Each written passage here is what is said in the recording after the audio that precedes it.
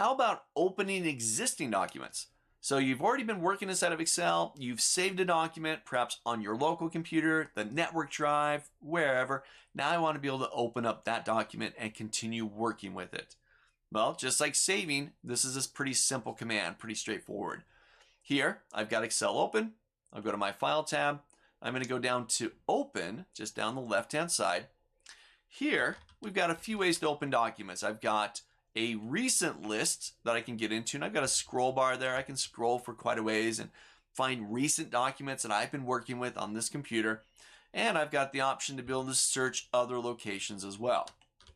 So for me, I can go down into Browse. This will open up that same folder explorer that we saw with the Save As command, but now I can go find a document on my computer. Let's say I've got the customers document. I can select that and I can open it. And here's my customers. All right, this is some database file that I work with inside of my Access class as well.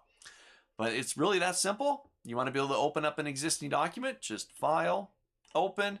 You've got your recent list on the left. Anytime you save anything, the recent area will populate with that document. And then you've also got the ability to search and browse other locations that you may have access to as well. So you can try this out.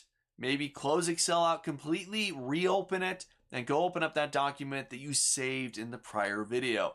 And it's just File, Open, go grab the document.